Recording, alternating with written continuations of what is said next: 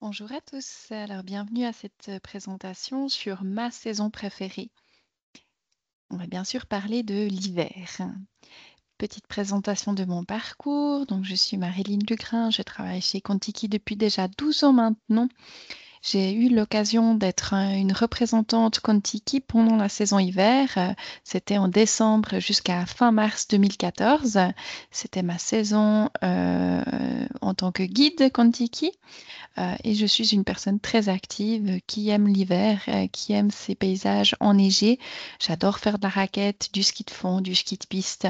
Donc, c'est une destination qui m'a vraiment beaucoup plu. Donc, on va déjà commencer à parler des saisons, parce que l'hiver, bien sûr, c'est une période, mais dans les pays du Nord, on le détermine par différentes périodes, donc différents mois. Le mois de décembre, c'est celui qui va être le plus sombre. Donc là, le soleil ne dépasse pas l'horizon. On va avoir de très basses températures. On va avoir beaucoup de neige. Ça peut neiger d'un coup 2 mètres. Donc en quelques nuits, on a un paysage qui est complètement enneigé. Et justement, la luminosité est très faible. Donc on a ce paysage très sombre, mais grâce à la neige, ça réverbère beaucoup de lumière. Et on peut circuler quand même sans besoin de lampe torche, mais ça donne une atmosphère très particulière. C'est une saison idéale pour voir les aurores boréales puisqu'il fait nuit très vite, donc il y aura plus de temps pour les observer. Et comme le froid est très bas, justement, on peut voir de très bonnes colorations. Par contre, en effet, ben, des fois, le ciel est perturbé à cause de la neige. Donc, comme les aurores sont au-dessus des nuages, c'est aussi une question de chance. Au mois de janvier, le soleil revient gentiment à partir de mi-janvier, c'est-à-dire qu'il dépasse l'horizon. Donc on peut le voir dès midi jusqu'à environ 14 heures et après il redescend. Donc ça veut dire qu'il y aura légèrement plus de luminosité, les journées seront légèrement plus longues en termes de clarté et on va pouvoir voir quelques rayons du soleil. Et ça va amener aussi une luminosité très différente avant et après le soleil couchant. Ça va amener des tons pastels et dans les violets, dans les roses. Ça va être très joli et vraiment très spécial. On appelle ça le Camos, donc une saison idéale aussi pour commencer à faire des activités plus longues dans la journée et voir de vraiment jolies couleurs. Ensuite, on a le mois de février. Là, les températures commencent gentiment à augmenter. On arrive dans les -10, -15 degrés, jusqu'à -2, 0 degrés. Là, on a vraiment beaucoup plus de soleil. Les ensoleillements varient entre 5 et 6 heures par jour et le soleil dépasse largement l'horizon. Donc, on est plus longtemps. On peut rester aussi plus longtemps dehors et on peut faire plus d'activités avec les familles, les petits-enfants. Donc, c'est une période idéale aussi pour des vacances un petit peu plus actives ou avec les familles. Et enfin, au mois de mars, alors là, il y a de moins en moins de chutes de neige, donc la neige va rester jusqu'à début avril, mais en effet, elle commence gentiment à fondre. On va avoir moins de quantité de neige sur les arbres, et là, le soleillement est beaucoup plus élevé qu'en Suisse, donc on a vraiment de très belles journées et de très belles conditions encore, et les températures vont être beaucoup plus agréables. Donc il va faire moins froid la nuit, et la journée, on a moins besoin de se couvrir. Donc, c'est aussi idéal pour les familles ou tous ceux qui veulent vraiment profiter de faire de très grandes journées sportives. Voilà un petit tableau par rapport aux températures qu'on va pouvoir retrouver. Donc bien sûr, que ce soit en Norvège ou en Finlande, les températures seront plus basses qu'en Suisse. Par rapport à la différence entre la Laponie, l'Islande et la Norvège, c'est que la Laponie, elle est vraiment à l'intérieur des terres. Donc on aura un froid plus sec, mais beaucoup plus bas. Il va faire vraiment des températures qui peuvent atteindre -30 degrés suivant la période. Et c'est vrai que ben, du coup, les extrémités, nez, mains et pieds vont devoir être plus couverts. Donc en général, toute votre semaine, vous allez vous habiller en habillé de ski avec des thermiques dessous, des polaires et un complément de doudoune ou de veste de ski. Donc c'est vrai que sans ça, on ne supporte pas et on va pouvoir rester maximum 2 heures, sans bouger dehors. Mais c'est vrai que voilà, dès que vous bougez, c'est plus agréable, mais sans bouger, ça devient difficile. On va devoir plus souvent se réchauffer, mais c'est quand même assez agréable. On n'a pas cette bise qu'on a en Suisse. Par rapport à la Norvège ou à l'Islande, c'est des pays protégés par le Gulf Stream, donc les températures vont moins chuter. Ça va plutôt être maximum du -10, -5 degrés et plutôt courant zéro. Mais là, on va retrouver, comme on est bord de mer, des bises, des petits vents. Donc après, c'est supportable, mais disons que ça va être complètement différent. Donc là, je vais vous parler un peu plus en général de la Laponie, mais surtout de la Laponie finlandaise. C'est notre produit phare de Kontiki et celui que j'ai le plus testé dans ma carrière. Donc, c'est un produit très agréable parce que d'autant plus on peut vous proposer un vol direct de Genève à Kittilä avec Suisse. Donc, c'est environ 3h50 de vol. Donc, c'est plutôt agréable d'arriver sur place directement sur la destination. Ensuite, en plus, dans toutes nos destinations nordiques, on a des représentants. Donc, comme mon expérience, je l'ai fait en Laponie finlandaise, où on arrive à l'aéroport et vous avez quelqu'un de Kontiki qui parle français, allemand, anglais. À l'aéroport, soit il vous indique les différents guichets des voitures de location, il vous indique le bus à prendre pour le transfert dans les différents logements et vous donne quelques astuces ou compléments d'informations. Ils sont disponibles 24 heures sur 24 par téléphone et également sur place sur certaines destinations pour des expériences supplémentaires. Donc, c'est aussi agréable d'avoir quelqu'un de compétent qui connaît très bien la destination sur place. Ensuite, par rapport aux activités, donc on va faire les activités générales qu'on peut faire dans la Laponie, puis après on va revenir au cas par cas. Donc, c'est sûr que dès que vous êtes actif, vous avez moins besoin de vous habiller, donc une veste ou un pantalon de ski, comme sur la plupart de ces photos, sont utiles et nécessaires. Et après, sur certaines excursions comme le ski ou la motoneige, par exemple, on vous prête des overalls, donc des combinaisons, une pièce qu'on met au-dessus des habits initiales. Et après, ben voilà, pour les raquettes, les fat bikes ou le ski de fond, vraiment, c'est agréable d'être juste en pantalon de ski, car justement, on est actif et il va faire entre 2 degrés plus et -25 degrés. Et même les enfants supportent très bien ces températures si on les habille bien, surtout aux extrémités, c'est très agréable. Par rapport aux activités qu'on pourra pouvoir faire, donc, je vais vous, présenter 3 types de catégories. Donc d'abord les activités fun. Par exemple, ici, une virée en ski de fond. Donc c'est à tout niveau, il y a différentes pistes, catégories. Il y en a avec vue, il y en a plutôt plates, des fois on traverse des forêts. Donc ça reste, une activité assez fun, vraiment le must à faire en Laponie. Il y a énormément de kilomètres de pistes de ski de fond, donc c'est vraiment agréable de pouvoir tester ce sport. Ensuite, on a les activités en traîneau à chien. Donc ça aussi, ça fait partie des activités très fun et typiques de la région.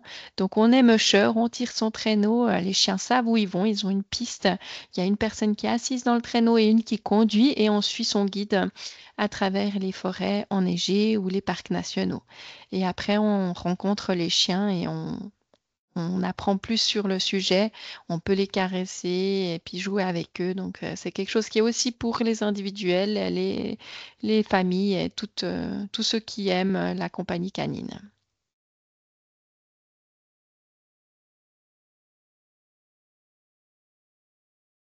Ensuite, on a l'activité motoneige. Donc là, il faut avoir un permis de conduire pour conduire une motoneige.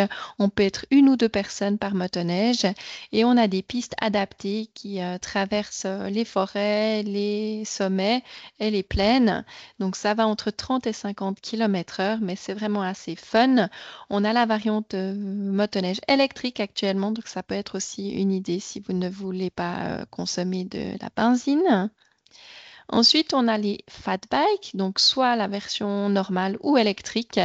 Donc ça aussi, c'est très idéal pour traverser les forêts ou les plaines. Du coup, on peut le louer à l'heure ou à la journée et il n'y a pas forcément besoin d'être une grande sportive ou un grand sportif pour en faire. Ensuite, on a les activités qui correspondent aux familles, qui peuvent vraiment être dès 2 ans. Donc, on a les raquettes, on peut les louer ou on les reçoit suivant l'hébergement qu'on a. On peut monter sur des sommets, donc il y a des sommets de 300-400 mètres, ça correspond à 1 heure de dénivelé, ou alors on a des chemins très plats, donc vraiment pour tout niveau, et on est vraiment dans ces paysages magiques avec ces arbres enneigés. Donc ça a une super expérience aussi à faire en famille.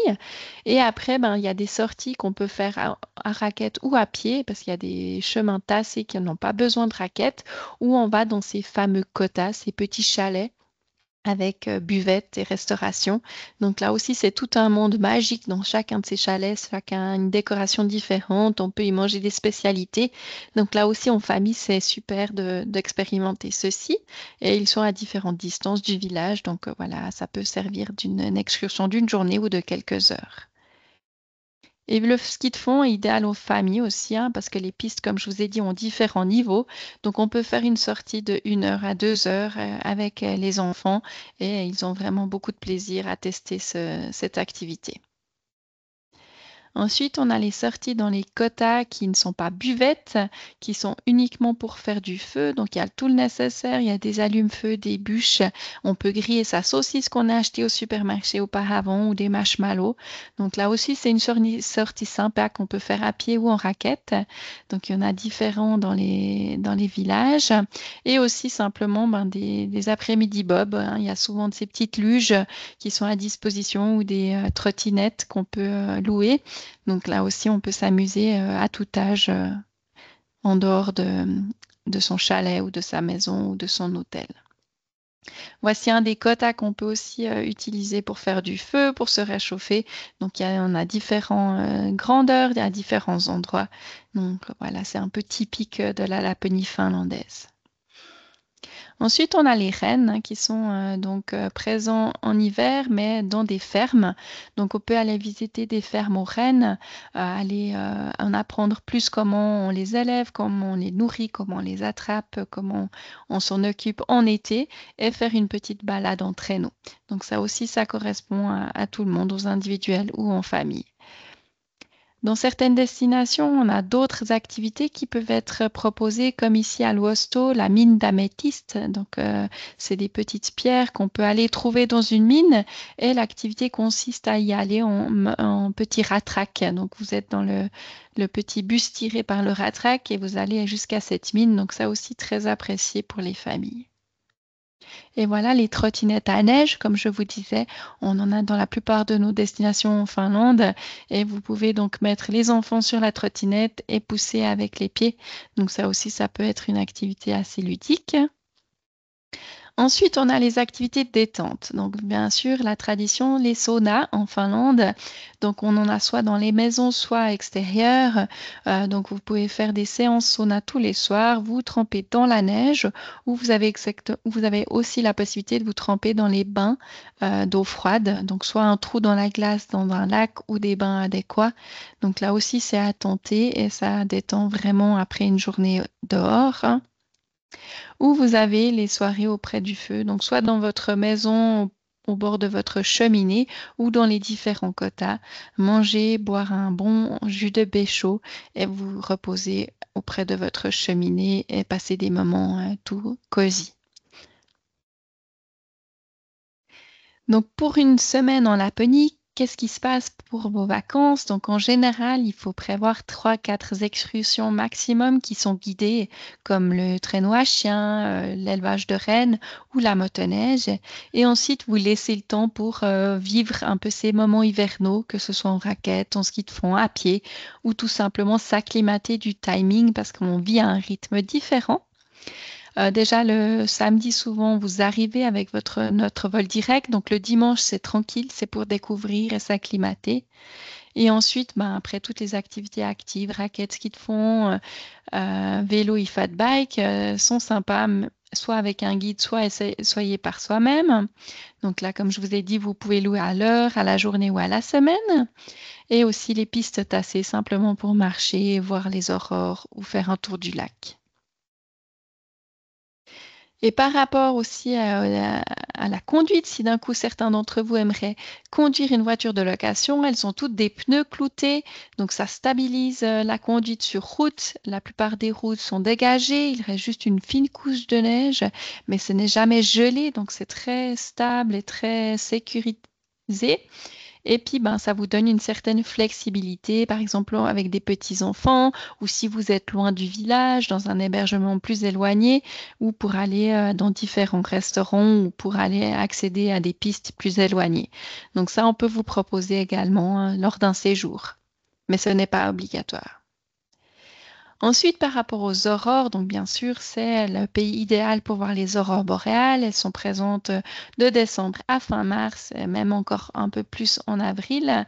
Donc, elles peuvent apparaître à n'importe quel moment. Il faut que le ciel soit clair, donc il faudrait qu'on voie bien les étoiles pour pouvoir les apercevoir, comme elles se passent au-dessus des nuages. Il faut qu'il y ait aussi beaucoup de vent solaire, donc ça, c'est quelque chose qui n'est pas déterminé à l'avance. On le sait 1 à 2 jours avant. Et il faut que ce soit aussi très lumineux et que vos yeux s'habituent à cette luminosité. Donc à être à des endroits qui sont bien dégagés, où il n'y a pas trop de luminosité artificielle. Et du coup, on peut les voir de différentes couleurs, de différentes formes. Et à différents moments, elles peuvent durer vraiment de quelques minutes à plusieurs heures. Donc après, c'est quand même un spectacle exceptionnel. Et grâce à nos alarmes qu'on met à disposition sur place sur votre Natel, vous êtes dans les meilleures conditions pour pouvoir les voir au meilleur moment.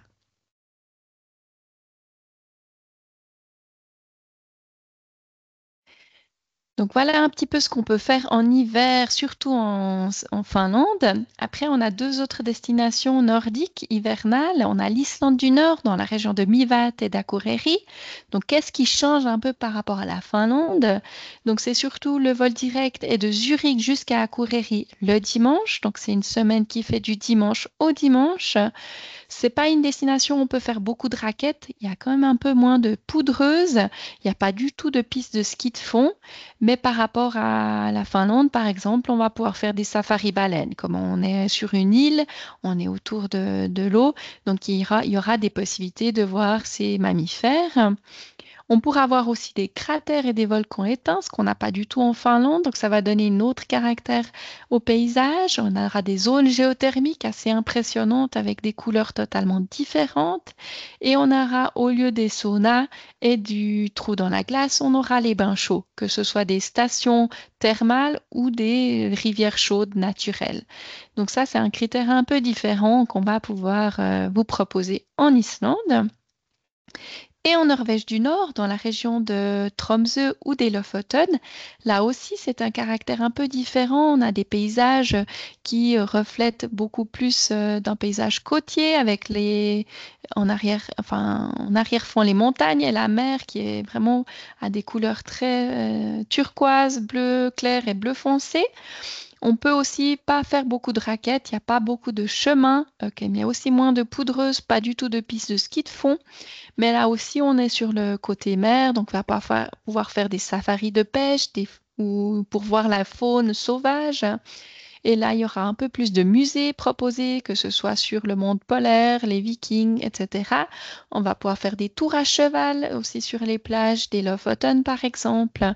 Il y aura aussi le côté sauna. Voilà, c'est un petit peu la manière nordique Norvège. On va être sur des tour plutôt avec la voiture de location, de bouger d'endroit en endroit, mais les activités vont être aussi possibles comme la motoneige, les skis ou la location de vélo.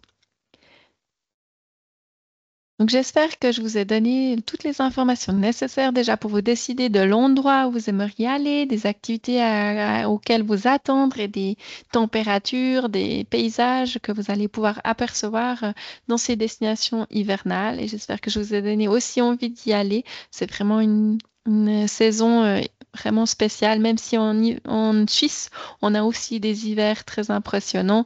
La Laponie et la Norvège et l'Islande sont aussi des destinations magiques en hiver. Donc, si vous avez besoin de plus d'informations, notre bureau à Lausanne est ouvert aux questions, donc soit notre site internet, par téléphone, ou on a aussi notre chat en ligne. Donc, n'hésitez pas à nous poser des questions ou à revenir pour une prochaine conférence en ligne. Merci de votre attention et toute bonne journée.